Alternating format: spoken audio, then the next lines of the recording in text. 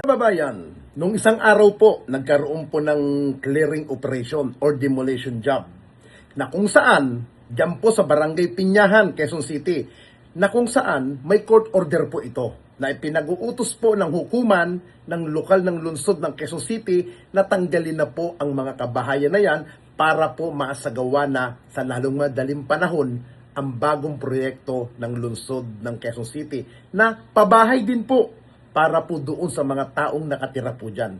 Totally, nabigyan na po ang mga yan ng financial assistance at tulong.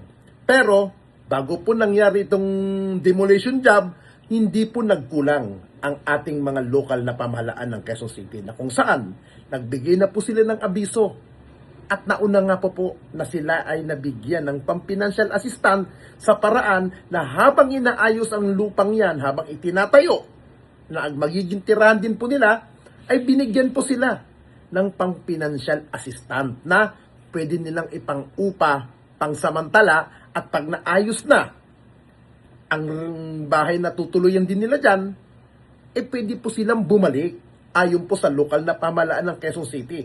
At ngayon po nagkaroon nga po ng demolition job, syempre nandiyan po ang ating kapulisan para po mapanatili ang kapayapaan, kaayusan, habang ginagawa. Pero hindi po naiiwasan ng ibang kababayan natin na nagwala at nagsimula ng gulo at ngayon marami pong naging biktima na kapulisan po dyan na kung saan ipinatupad lang naman po sa kanila ang kanilang tungkulin na maging mapanatiling mapayapa. Pero yung sa pwersa ng mga nakatira po dyan nagwala at nagbato at marami pong naging nasaktan.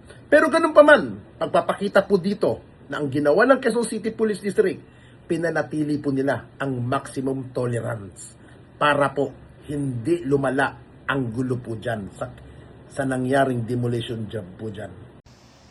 Ang pagdiriwang ng Araw ng Kagitingan nitong April 9, 2026 ay nabahiran ng tensyon at dumanak ang dugo, hindi sa isang dayuhan digmaan, kundi sa kahabaan ng Naiya Road, Barangay Pinyahan, Quezon City, sa gitna ng isang lihitimong clearing operation na saksihan ng publiko ang tunay na kahulugan ng profesionalismo at sakripisyo ng Quezon City Police District, QCPD, sa ilalim ng pamumuno ni Police Brigadier General Randy Selvio. Hindi biro ang kinakaharap ng ating kapulisan sa pagtupad ng kanilang tungkulin na siguraduhin ang kaayusan habang isinasagawa ang demolition. Kabuuan 24 na operatiba, 22 lalaki at 2 babae ang sugatan at nangailangan ng medical na atensyon. Sila ay pinaulanan ng bato at kung ano-anong kagamitan habang pinananatili ang maximum tolerance. Ang mga sugat na ito ay patunay sa bawat operasyon ang buhay ng isang pulis ay nakataya para lamang sundin ang batas at panatilihin ang kapayapaan para sa nakakarami. Dapat natin maunawaan na ang demolisyong ito ay hindi isang biglaang desisyon o gawa-gawa lamang. Ito ay suportado ng kaukulang court of order. Ang residente sa naturang lugar ay matagal nang naabisuhan, buwan at linggo bago ang takdang araw. Higit pa rito, sila ay nabigyan ng kaukulang danyos o pinansyal na tulong upang makahanap ng maayos na malilipatan. Sa kabila ng konsiderasyong ito, mas pinili ng ilan na manatili at gumamit ng dahas laban sa mga tagapagtupad ng batas. Kastiguhin natin ang maling mentalidad ng pag-atake sa mga pulis. Hindi kailanman magiging makatanggap-tanggap na paraan ng pagprotesta. Ang mga pulis ay instrumento lamang ng gobyerno upang ipatupad ang kaayusan. Ang lupang binabawi ay nakalaan din para sa proyektong pabahay na mas makikinabang ang mas nakakarami sa hinaharap. Ang pananakit sa mga lingkod bayan na gumagawa lamang ng kanilang trabaho ay isang malinaw na paglabag sa batas at kawalan ng disiplina. Sa kabilang banda, kahanga-hanga ang ipinakitang dedikasyon nila Police Brigadier General Randy Glenn Selvio at Police Lieutenant Colonel Katchari Kapilyan. Sa kabila ng gulo, noong nakaraang araw, bumalik sila sa demolition area kinabukasan upang personal na pamunuan ang pagpapanatili ng kapayapaan. Ito ang tatak ng QCPD, ang pagiging matatag sa gitna ng krisis at hindi matitinag na pangako sa serbisyo. Ang insidenteng ito ay nagsisilbing paalala sa bawat mamamayan. Ang pakikipagtulungan at kooperasyon ay susi upang maiwasan ang anumang sakuna.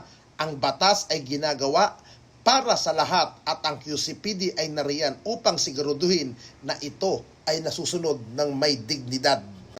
Sa huli, isang taos noong pagsuporta at pagpupugay ang ipinapaabot natin sa buong pwersa ng QCPD. Ang inyong katapangan, disiplina at professionalism sa gitna ng panganib ay tunay na inspirasyon kayo.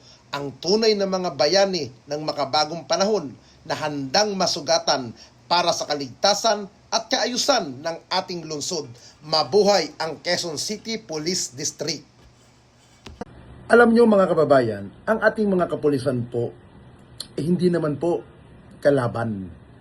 Yung kanilang ginagawa po ay ayon sa tungkulin nila na kanilang sinumpaan na makapaglingkod at higit sa lahat, ipatupad ang naaayong sa batas na ipinag-uutos.